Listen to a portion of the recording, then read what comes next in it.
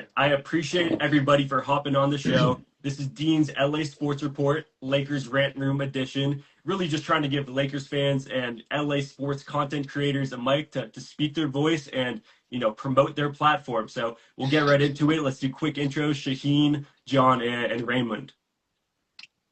Yeah, I guess I'll go first. I'm Shaheen. I run Lakers Instagram content account under the name of Purple and Gold. And, Dean, I'm really happy to be on your show, man.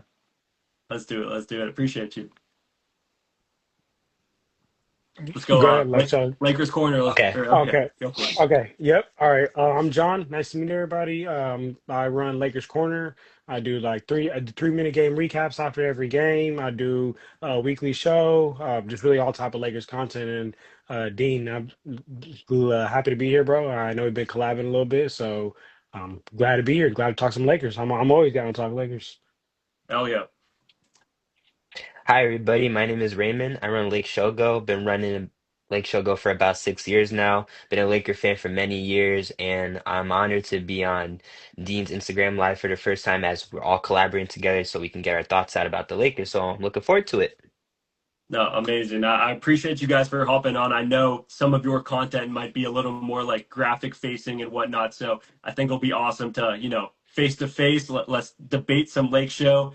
And of course, the Lakers are currently 36 and 24, sixth seed in the West. Of course, a very competitive West. As I mentioned a little bit earlier, they are 2 games back away from the 3 seed. I'm just going to run back the question again because we all got to start on the same page here. But fill in the blank. If the Lakers end up falling in the play-in tournament, then this season was a blank.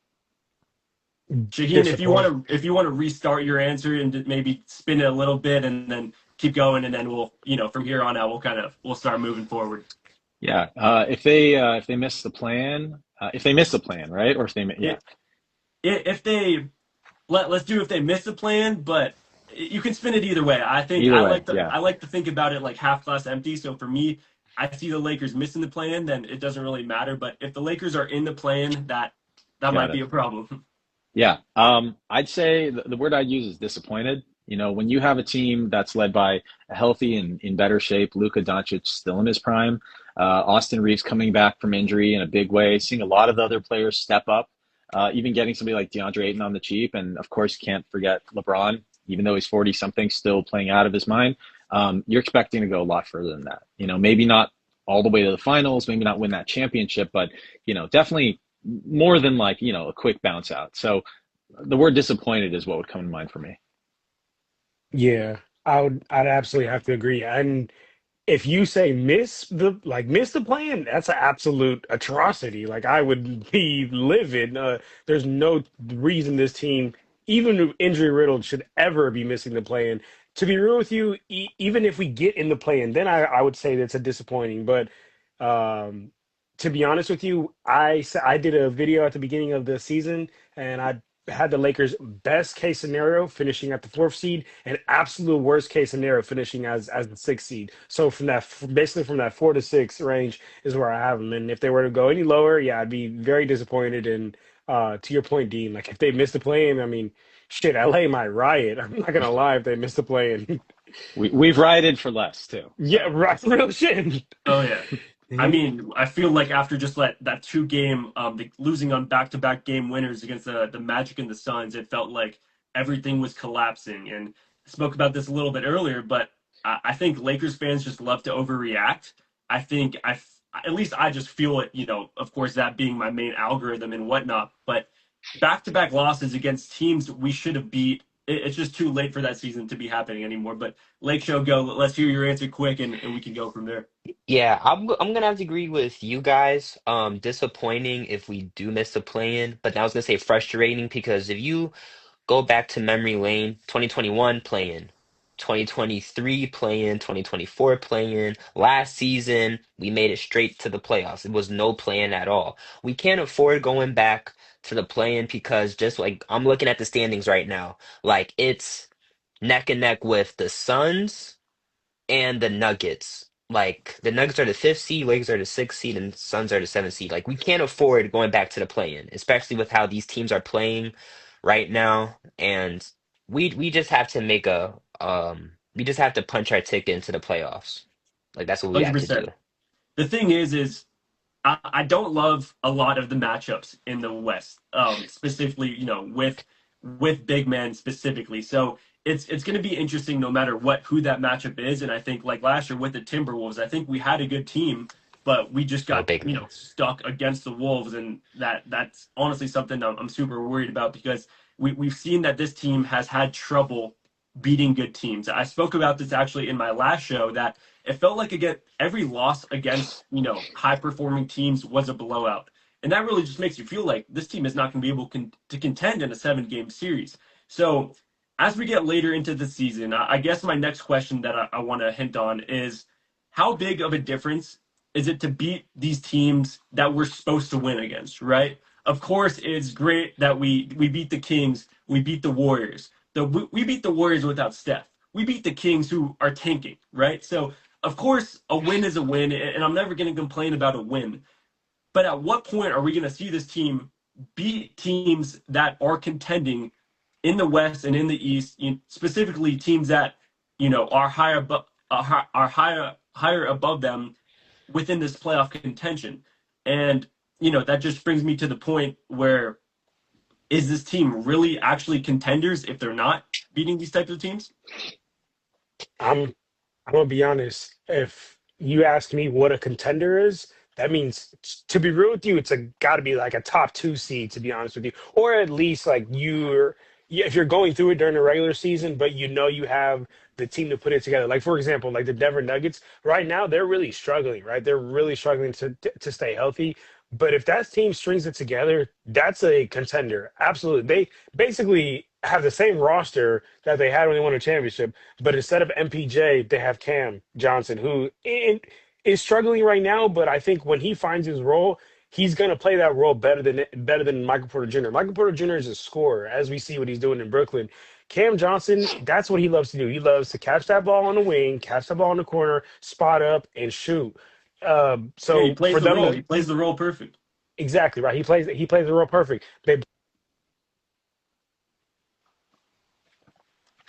year that Oh, there we the go. year that they won. So I say all that to say, like again, like I really think the word contender to me comes down to like two or three teams maybe at max because there can only come out one team on the West, right? I don't see us realistically beating OKC in a 7 game series. I don't see us realistically beating the Nuggets in a 7 game series, to be honest with you. And it's hard to say the Spurs with the way that they're playing. Could I say I would see us beating them in a 7 game series? Now with the Spurs, I would say potentially experience can lean on our side. The game slows down, so the game's played a little bit different, and it becomes all about matchups and dominating your matchup. We know Luka and LeBron always dominate their matchup, so that could swing in another direction. But just overall as a team, I mean, the Spurs have been absolutely balling out. So I say all I have to say. That's three teams I just listed: OKC, Spurs, and Nuggets. And if we're not competing with any of those teams, I can't say we're realistically a contender. Yeah. No, totally. It's a great point. I uh I think that, the word contender is something that can really be put into place when you have a well-oiled machine. You have contingency plans, you have contingency roles. When, somebody's lacking in one area, you're like, okay, like if Luka is not a defensive beast and he stepped up his defense, doesn't get talked enough. Like in the offseason, he was like, contender, what was it, in for defensive player of Euro something or other. Okay, great. Sure. But it's not enough. We don't have a true stopper. When they were saying, like we only really did one small fix to our poor shooting was we got Kennard, and he's been great. Especially if you could trade like Gabe Vincent and garbage like to get him, like that was a no-brainer. But it was a band-aid on a major problem. Our big man situation is not solid enough. You mentioned like, what's gonna like last season when Gobert just like went out of his mind on us. Yeah, because we didn't have a center. And now it's like we've got Jackson who's elevated his game a bit, athletic as hell, but really isn't gonna, give you a full 48 minutes on that, right? You don't feel confident with Jackson Hayes as your center going into the playoffs. So I'll I tell you I that. yeah, exactly. It's like you put him in for those energy spurts. Maxi Kleber has really done a lot better more recently, but once again, he's not your solution. And then of course our starter, DeAndre Jordan, got him on a cheap deal. Wonderful, amazing. We're all like, there's there's hope there. But we're seeing what eventually Blazers fans saw, what eventually Suns fans saw. He is moody. He's, if stuff isn't always going through him, he doesn't have the motor, the effort. So the way I see it is like for us to have a mixed bag of a starting unit and not having enough like sparks off the bench that would really help just keep you in the game, can't call us a contender. Not this year. Yeah, to second off with he said like, well, with what you guys are saying, one team I would fear facing in the first round would be the Rockets because they have a great defensive team, especially Amen Thompson, great defender. I know he would give Luka problems, but the one thing about this team, everybody got to play defense. Everybody. I mean, I hate to bring this up. I mean, look at the '04 Pistons. Great defensive team. Everybody played their role. Everybody got to play their role on this team. How I see this team, I would just punt it because, like you said, wait, what's your name again? Shaheen? That's how you pronounce your Shaheen. name? Yeah. Shaheen? Like you said, Shaheen, about the band-aid of trading garbage for Kennard. Great trade, right? But we didn't get no wing. I wanted a wing bad. But, this team, I don't think we can beat any team listed here. Like Thunder, they would wipe us out. Spurs, wipe us. Rockets, wipe us. Nuggets, we could contend with the Nuggets, but it's just like everybody got to play their role. Jamal We Murray can't. playing against the Lakers. I don't love Jokic, PTSD. it. Jokic That's going that's up that's against, barbecue. That's barbecue Yeah. chicken. Jamal Murray becomes Kobe against us and only us. And I don't know and what Well, it so is. does and so does so many players around the league. I don't know what right. it is. They just But decided how, to become Jordan. but how did Jamal Murray stink it up in the 3-point contest? But if he sees any player wearing a Laker uniform, oh, that's easy. I'll get 40. I'm gonna get 40 on Right? you guys. But he makes it No, But and personal. yeah, it's actually a real thing that players just end up becoming healthy when they play against the Lakers. It's the Yeah. Zion said weirdest it. thing. He said You in the seen that? interview. Yep. Yeah, he's like, I'm expected to come play tomorrow. And I'm like, here we go. Yeah. Hmm. So. Just, No, just of like there's course. that whole thing about guys that come to the Lakers forget how to shoot, you know? Yeah. That Like is a thank real God that is a real thing. That it is a real is. thing. But The Luke lights Kennard get hasn't bright. heard that. Let's keep it out of his ears. I don't want that to happen. Right. And for me, it's all expectations when you look at, role players and, even the all-stars on the team. I mean, we got Luka because he can put up 50 points on any night.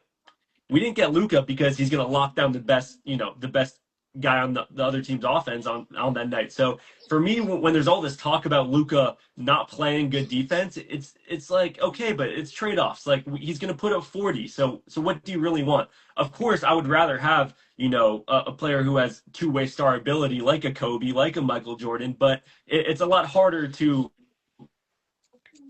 and another, I mean, we got to talk about LeBron. It's been too long for us to talk about LeBron. So my main question is something that I've been thinking on this past week as I kind of prepared for the show.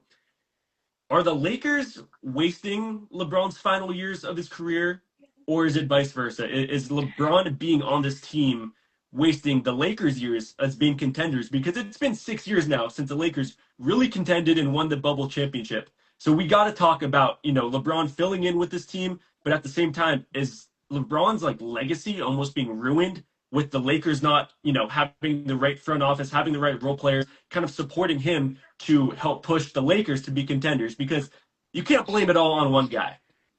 Yeah.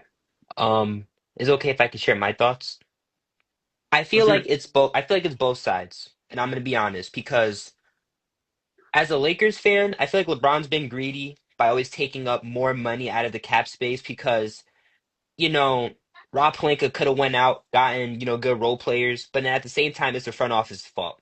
I made a post last week. The 2020 team could have went back to back if they would have kept Yeah. Facts. that team. I mean, they got rid of Oh, everyone. hold Like on a second. Let's be fair. The 2020 team, like if AD didn't get hurt, we yes, were like they would we have were went back gonna to be in the back. finals. Oh yeah, Absolutely. without a And doubt. I'm probably just would have saying won. Yeah. with like full healthy LeBron and AD. But when the Lakers traded for Westbrook, I was delusional. I was like, oh yeah, like we're winning a title. But then when they got Dwight, Melo, Ariza, Ellington, Bradley, I was Ricky like, Oh, the okay, retirement home. yeah, yeah. like I was so excited. But then we were blowing leads. We were getting our asses whooped by OKC. Like that season was PTSD. But going on Rob Pelinka's side, it was his fault for dismembering that team. And that set us years back. Like, we couldn't really trade Westbrook. Then the rumors came out about Westbrook for Kyrie. It was too much. But LeBron should have been taking pay cuts maybe like right after, I'm gonna be honest, right after the 22 season. He should have been taking pay cuts, possibly getting more players to play for us. But it's that salary cap. Now, with Mark Walter being the owner now, and I just had an idea. He should give a blank check to Sam Presti or Bob Myers, just in case if we fire Rob Pelinka because he's not doing shit with the team. And I'm like one of those fans where like I have to stay neutral, and I'm not trying to be like one of those angry fans on Twitter because to me, Rob Pelinka, I'm grateful for him.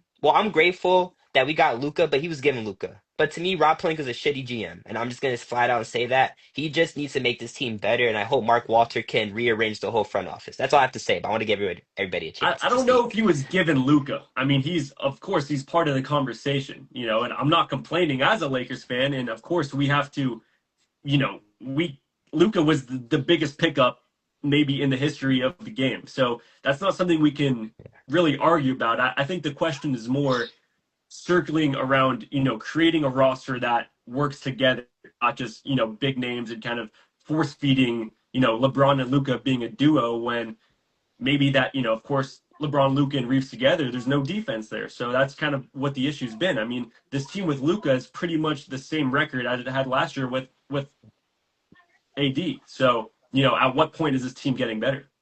Yeah. I To Go oh, ahead. go ahead, Shamey. All you, brother. All right. Thank you. Yeah, I mean, there's a lot to consider here, and the CBA being as restrictive as it is now is making it a lot harder to keep teams, together a lot, ongoing, a lot more, consistency, things like that.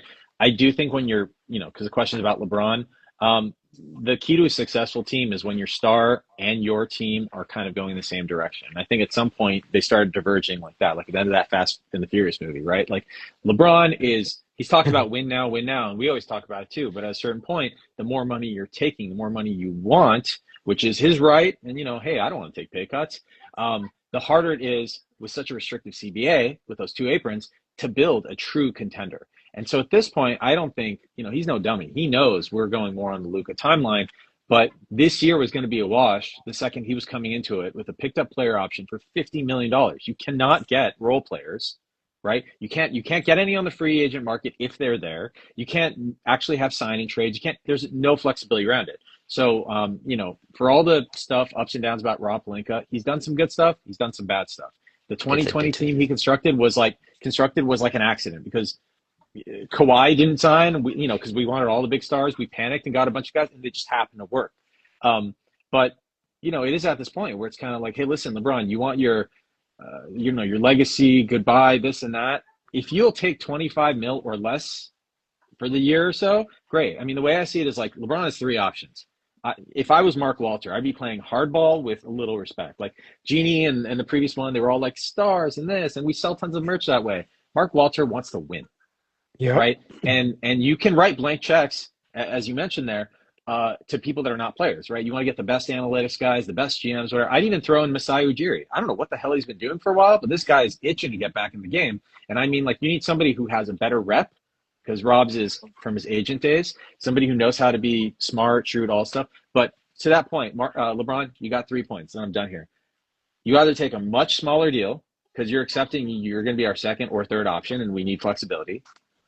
You're going to leave LA and give us nothing except tons of cap space, or you can retire, because it's not even just about, oh, if I'm going to leave. LeBron he's older. He's still really good, but you look at plus and minus stats, all stuff. What other teams have room to pay him what he might want, what he might be worth?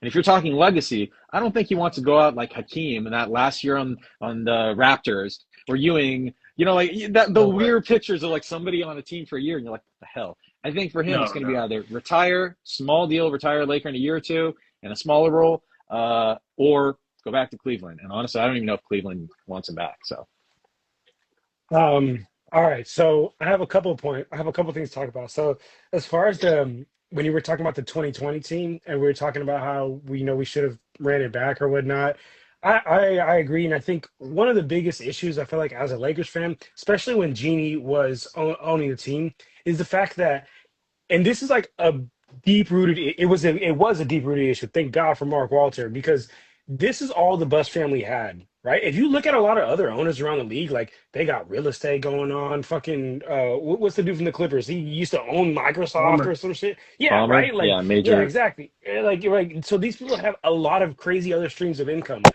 A lot of people don't realize sometimes the Bus family's only stream of income was the Lakers. Like, don't get me wrong, I'm not saying they were like starving on the street. They're good and their kids are good, good, good. But it takes a lot of money to run that organization. So they make a lot of money, but it also takes a lot of They're money. millionaires, not billionaires. It's a Come big on, difference. right? Exactly. They're millionaires, not billionaires. So they always had a And bottom LeBron's a line. billionaire, so And does LeBron's a he need bill. more money? So exactly. So let me get there, right? So exactly. So anyway, that was one of like the deep rooted issue with the Lakers, because it's like that's one of the reasons we never like were able to build continuity, because a coach would be there for a little bit. We're not winning. Oh shit, we need to be at the top of the headlines. We need to be at the top of the league. If we Right. fire a coach and hire a coach, I know that'll be at the top of ESPN. I know that'll be trending. Trending equals money. Trending equals tickets. Trending equals merch. Just like how we were talking about, and that's all that Jeannie cared about at the end of the day, unfortunately. And from her perspective, I see it. She's literally trying to protect her family business and trying to continue to not hit bottom line. And now, as far as and that's the reason why we know we were never able to keep players. Never we when we won a championship and players got poached around the league, we should have matched a lot of those contracts, but we didn't, because we weren't trying to overpay players, because she wants to make sure she hits that bottom line. Now, the other thing I'll say with LeBron, and LeBron hurting us, or vice versa. I think it's a little bit of both. I like what you said, Lake Shogo. I think it's a little bit of both, because LeBron James is, I think he's hurting his own legacy in a way, to be honest with you, even actually playing this late into his career. And I mean this because there's a lot of people who actually did not see 2007 LeBron, who actually did not see 2013 LeBron James, who didn't see Cavaliers second time LeBron James, like, and the only LeBron James that they see is this 41-year-old, and they're like, dude, this is the guy that they compared to Jordan. This is the guy that says the best of all time. And LeBron does some shit sometimes out here. And I think LeBron James is the greatest player of all time. And I'll give you a whole bunch of reasons as to why I think that. But I see him play sometimes and I'm like, geez, I totally understand how somebody that doesn't like him could just look at this and be like, ugh, like, how It's a yeah. this is your greatest player of all time. So that's why I think that he's kind of like hurting his own legacy in that. Now, to what you guys had mentioned about him taking 50 mil, Brian, if you want to win, you got to put your money where your mouth is. And to your exact point, Dean, and this is the last thing I'm going to say, LeBron is a fucking billionaire. LeBron makes more money off the court than he does on the court. To be honest with you, if I'm LeBron, if I'm the Lakers organization, I'm like, dog, if you don't take a vet minimum, you make more money off the court. Take a vet minimum. Imagine a team we could really build around you, right? But if he doesn't have his ego to take that, then I don't want to hear LeBron James say, "Oh, winning is my number one thing." And if money is your number one goal, okay, that's fine. But come out and say that. Don't let everybody know that winning is your number one goal, and then not take a pay cut when you make more money off the court than you do on the court. And if it's about money, LeBron doesn't have to work another day in his life, y'all. Come on, let's be real. Like, he just wants to continue making money, which I feel him, but it's hurting the Lakers and it's hurting himself as well. I think it's a two-way street, to be honest.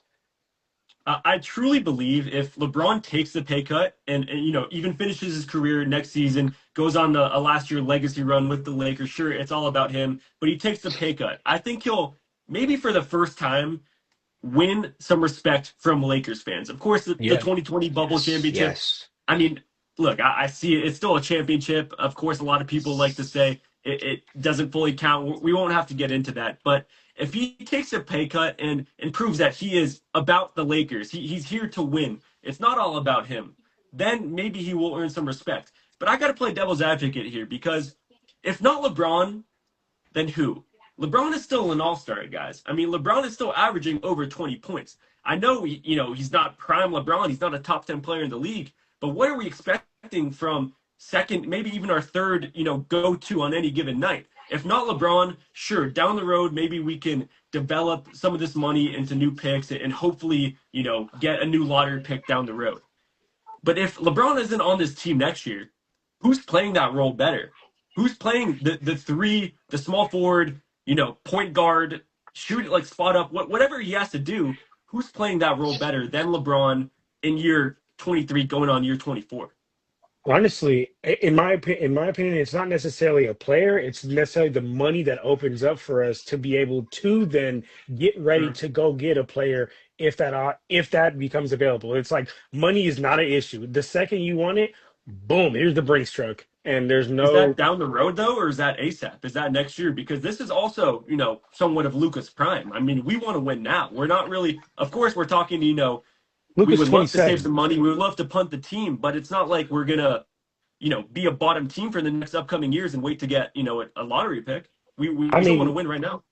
100%, and I think you could even compete with just a Luka right now. Not contend, but you can compete with just a Luka right now enough to where a player like, i.e., a Giannis says, the money's right. I could go to LA. I could play next to Luka. We could have an incredible two-man game. I could make the most money I'm gonna ever make off the court. I could live in California, sunny, beautiful California. Like what's missing versus being like, oh man, all that's there, but the money's not right. I mean, Look, a it's problem with that is that's the whole chasing like yet another star, and they want a big payday and all that. Luca is, I'm not saying it's not on brand for the Lakers. I'm not saying we shouldn't have big stars, but like we used to draft stars like in the 80s into the 90s, and then, as things started becoming more like chase this guy and that guy. Again, we didn't have the money restrictions then that we do now, and also the idea of team can be more important. Like we have our stars. We have Luca. Austin is gaining more and more star power by the day. LeBron is great, but it's like the solar system problem that if everything, not only financially, but on the court is coming to him, I made a post recently, the plus minus when you've got LeBron, Luca, and Austin playing is some of the worst of the three that we have because you have three guys that all need the ball in their hands. It's already hard enough when you need two, but that works, but three. And when he doesn't, he only has so much energy, only has so much. And a lot of the players almost become deferential, right? It's kind of like when we had Kobe in his last years. Yes, injured, all this other stuff. A bunch of the young guys were so like, oh, all right, Kobe, ball back. I'm like, hey, I get it, he's Kobe, but you could score too. You could play defense too, right? So it's not to say LeBron is useless. It's just how do you pull him back? How do you do this? And then you said, Dean, like, well, who slots in? This is where it becomes a question of can we find guys that maybe don't have the same star power name, but plug in well enough, right? Or, are the right piece, right? Like the way that Rui might be able to start at power forward a little bit more. Because when he does, he has a much better pick and pop sort of thing, right? It's not perfect, but I'm saying who's on the market and who you find it. Again, going back to 2020, I know we all keep mentioning it, but like not everybody was a star name. Like we picked up Danny Green, who was good, right? But like, okay, no, you got Dwight Howard. Like, is he going to be good enough? This guy gave us a headache. Oh, he kind of showed JaVale McGee. The team was not sexy beyond LeBron and AD, but everyone knew their role. Everyone was effective in their role. And when they stepped in, they just did their shit. It didn't need to be another $50 million guy.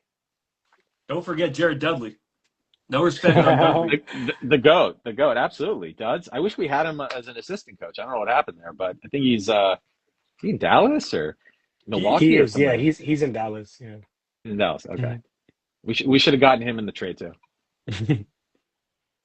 I just wanted to add to Sheen's point, like a player in the market I want, but you're gonna have to throw money at him is someone like Payne Watson. I would love to have No. him. He's 23.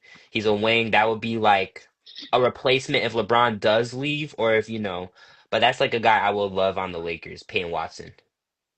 No, for sure. I think, not to get like Lakers corner wrong. If the Lakers get Giannis, I'm not even thinking about LeBron. Like it's over. Like it was good while it lasted. We're moving on. We got our next star. But I mean, sure, it might happen. But I kind of just wanted to pin the point that like LeBron is still an all-star. As much as Absolutely. the Yeah. disrespect as he's getting, and maybe at the end of the day, it's just the puzzle piece isn't perfect. And, that Absolutely. happens. Sure, we have to move on from there. But to put all the blame on LeBron is definitely Is not the move. crazy. Is definitely No, not no, the no, for move. sure. I want to pose a question to you, Dean. Yeah. LeBron is an all-star. Is he a $52.3 million all-star? And would you be willing to sacrifice that to get three or four guys to total $50 million of various levels of skill, ability, and fit? It's a great Right. question. No, that's the big question. I think half of that, the issue is what comes with LeBron's name. Of course, having the biggest name in sports brings a lot of eyeballs, brings a lot of viewership, brings a lot of fandom realistically. And that's kind of what the separation is do the Lakers want to be a championship contending team for, the next decade while Luke is here? Or are we kind of more focused on, bringing fans in the stadium, following a LeBron legacy run? Is this the LeBron team? I don't think that's so. I think this already is Luka's team, and I think LeBron is playing that role perfectly. I just think that the puzzle doesn't fit, and kind of going back to it is, the role players in question. I know we got to talk about it a little bit. Is just, DeAndre Ayton.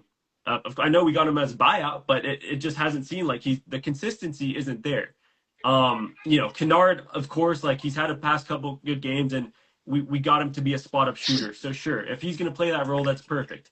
But when you're looking guys at LaRavia and Vanderbilt and even Marcus Smart, is like, are these guys really going to push the Lakers to contend past the conversation being past just, is Luka and LeBron going to work out together? So that's kind of what the bigger question is in my eyes is when the Lakers win, sure, the trio of Luka, LeBron, and AR will have what, 70, 80 points together. But every time that there are maybe two, at least three guys off the bench, plus Mark Smart or Rui, like 6 and 7 guys who have at least 10 points, I see a win. So that brings me to one of my final questions that I want to cover is, of course, we know that Luka Doncic is a scoring machine. He can score on all levels, all cylinders. You saw that fadeaway three-pointer, like he doesn't even care that someone's in his face. It doesn't matter. He can score whenever he wants. And when he's in a momentum, like it's the most fun thing to watch, and it makes me it's still insane that the Lakers got Luka for Anthony Davis. So the question is, would you rather, Luka put up 50 points and the Lakers lose, or Luka puts up no points and like we saw, last game, like there's a couple other guys off the bench that put up 10 points. Like that's what needs to be focused on. This isn't the Lucas show. This is the Lakers. And, when the Lakers are running, when everyone is in full momentum, when we're seeing, fast break, showtime, alley oops, like that's when the Lakers are moving. It's not when Luka is putting up 50 points. So we've seen that all throughout the season. Of course, it's been awesome seeing Luka go on this scoring run, but I got to hear it from you guys. Like, would you almost rather Luka to take a step back offensively and get the other guys going? Uh, if y'all don't mind, I'll hop in real quick just because Do it. my daughter woke up, so I gotta go. I gotta put her back to sleep after. But I'll say this real quick, then I gotta hop. I think that it's a case by case basis, right? It just depends on who you're playing that day. I think that basketball right now, where it is, it comes down to matchups. And if Luka Doncic has a favorable matchup, then hell yeah, go at him. If he can't guard you, keep going at him. Keep going in the post. Keep blowing by him. If you have a favorable matchup, but if you don't try to spam that, and that's a problem I think with Luka Doncic and a lot of great players. I saw it in Kobe a lot too. Even if you're not hitting, you're forcing them up. You're forcing them up because great players have the mindset of like, shit, the next one's gonna go in, the next one's gonna go in, the next one's gonna go in. And I think Luka Doncic is one of those great players that even on his off nights, he's gonna continue to try to go to continue to try to get it up.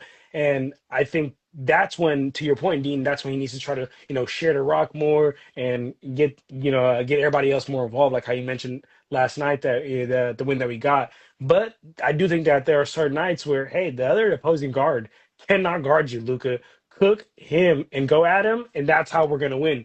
Winning is what matters most. So I'll say Sure. all that. But Dean, thank you so much. Appreciate you for this Lake Show. And what was your name? What was your name again, brother? I don't want to It's mispronounce all it. good. It's Shaheen.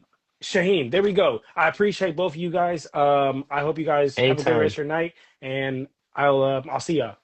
All All right, For Have a good sure, guys. night, bro. John. Appreciate you See for you. your time, man. Peace out, We'll bro. be in Yes, touch. sir. All right. Why don't you take this one too? Why don't you give your take on it? Okay, so with what Dean said, that was a great question you just asked because, you said this is not the Lucas show. This is the Lake show. It's in the name. So me, I'm like, to go like off topic, like I used to coach basketball. So I'm like more of like a pass first guy because everybody needs to eat. Everybody needs to get a chance. Like you said, Dean, Lucan can score 50. and we could lose, I'd rather have our guys step up because it's not a one man show. It's a 5-man, 5-on-5. Everybody got to get involved. Just like I'm looking at the box score of last night's game. And Luka can put up, tennis. Like Luka can assist like no one else. So the Yeah, question, like, I just would rather see more people get going. And there were too many games where Luka put up 40 points, but the Lakers still lose. So it's almost like, he need like who? How can we get everyone else going? I guess is the real question because the role players have not been doing much to help him out. they just got to push. I mean, it's like next man up. That's the mentality you have to go into every game. But like last night, Luke had 28, Aiden had 12, Marcus Smart had 9, Kennard had 11. But it's just the role players got to play their role and they got to find their role and be comfortable. That's what Right. I'm trying to say. But it's all about being comfortable in the role. And Shaheen, you could say your point now. I think what it just boils down to, we don't have the dogs. Luka's putting up 50 because who else is really chipping in? I mean, Austin for sure, but Austin was out for over a month, right? So like you look around and say, who else is going to help? LeBron can do what he can do, but he is aging. And he has shown for the past couple of years, hey, I'm closer to his age. I get it. It's like I have enough energy to go hard on defense or offense or this and that for certain periods of time. Like I need you guys to do something. And these guys may not have it. I'm sure all season long, they've been just like banging on DeAndre's chest, being like, we need you to be a beast, unleash the beast, dominate and all that. He doesn't have it. He's had it in Yeah. spurts, but like Right. how often, unless you see him constantly being fed, do It's you see him? inconsistent. It's inconsistent. Like he Yeah. never goes like Shaq attack on the rim. He's doing those Yeah. little like jumpers, and they're nice He's jumpers and all. hesitant. He's He's very hesitant. hesitant, and that's not going to help. And also, Dean, I think you mentioned the idea of Showtime earlier. Like, it's kind of come up. Like when we're running and gunning, there were some plays last night. It was like Showtime, totally. You know what else Showtime had that never gets talked about because they were such an offensive juggernaut?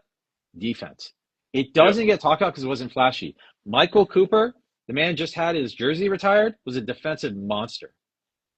He was. He was Defensive Player of the Year, right? We had James Worthy doing his part in that. AC Green got dirty. Even like Kurt Rambis, yeah, he took like a clothesline, but the dude went out there and just threw his body around so we could get the stops to get the offense going the other way. We don't have that. The closest we have that is probably Vando. I Marcus mean, Smart, Vando sometimes.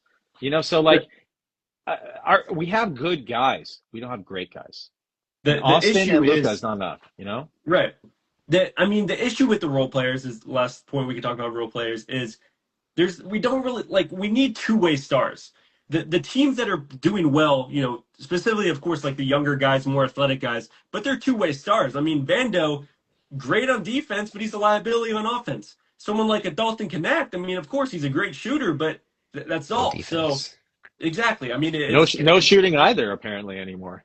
yeah, that's a tougher question because yeah, we haven't seen much with him.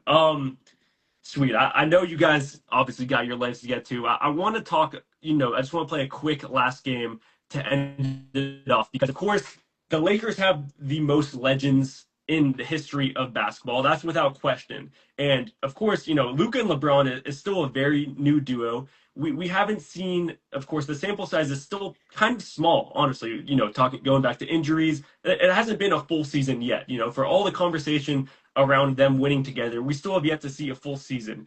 But my question isn't based on the record, isn't based off of championships. It's based off of pure skill. I want you guys to rank these three duos based on skill within the Lakers. Okay, so of course we're gonna go Luka and LeBron, the current duo. We're gonna go back to Kobe and Shaq, and then we're gonna go Magic and Kareem. Try and rank those three duos based off purely basketball skill. Let's hear it. I can also go first if you guys need some time to think. I think I can do it, but if you guys want to go first, it's cool. No, let's hear it. Let's hear it. I like the All right. confidence.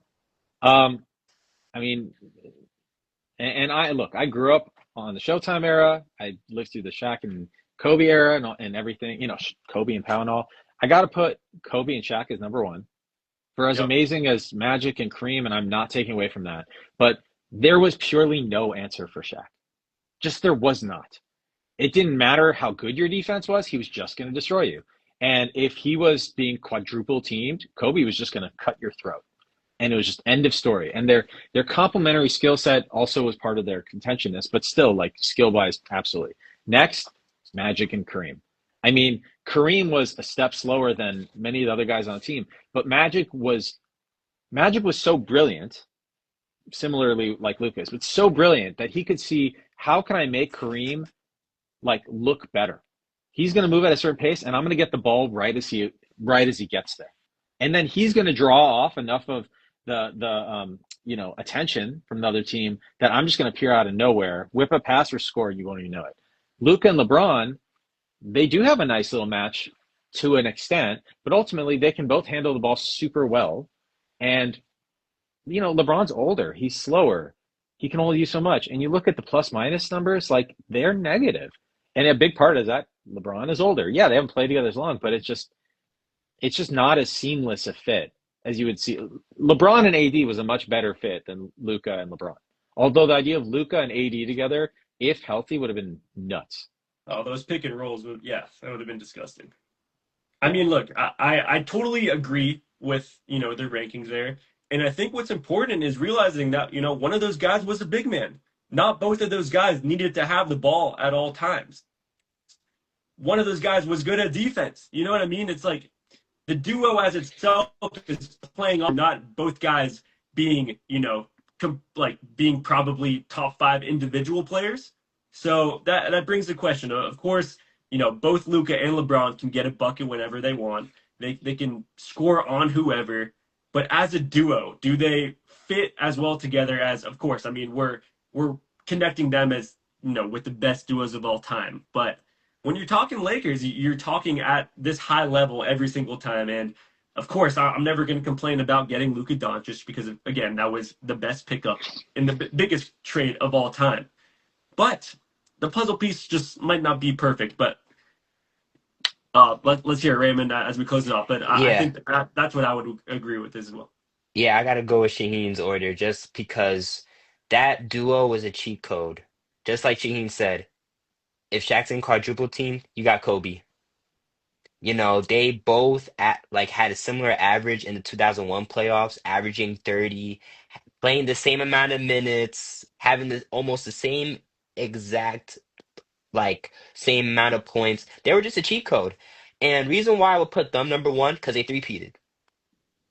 And that's my Okay. argument. They three-peated, Magic and Kareem. I didn't get to see none of those duos, but I have family members that would tell me. I watch highlights Magic Kareem were great. But with LeBron and Luka, it's just they're copy and paste. They're the same player. They play the same Right. role, but LeBron's that's a my little better of an list. athlete. We'll say that. Yeah, way LeBron's better. a little Way better of an athlete. better. Way Right. better. If Luka had LeBron's athleticism, that it would Ooh, be crazy. It would be insane. I mean, there was totally. somebody that did for quite some time. His name was Magic Johnson. Yeah. Yeah. That's No. that's Totally. LeBron that's LeBron's he plays he plays the same as Magic. Yeah, he had more elements of Magic than Jordan. Yeah, I'd say element. that. Yeah, Amazing. 100%. Amazing. Well, I don't want to take up too much of your time. I know we can, talk some Lakers banter all day long. So I appreciate y'all for hopping on this show. Hopefully, it was great casual conversation. Nothing too crazy. I think some great points were made. Hopefully y'all viewing can at least relate to one of our topics of conversation and as well, create your own conversation from there because the goal really is to just get fans to speak their minds when it comes to Lakers basketball, the team that is, always around the center of attention in sports media. And hey, it seems like we might have written this team off, but when you got Luka and LeBron on your team, anything is possible. So I'm excited to see the Lakers go on this run to cap off the season. Again, it was great meeting y'all both. Hopefully, would love to stay connected in the future. And Of any course. final words, we would love to hear it. Let me take it, man. I would just say, we just gotta love the Lake Show through the good, the bad, and the ugly. I'm still gonna represent this team. I love this team, love the organization, and go Lakers. And thanks for having me on, Dean. I really appreciate it. Hell yeah. Hell yeah. Appreciate you, man.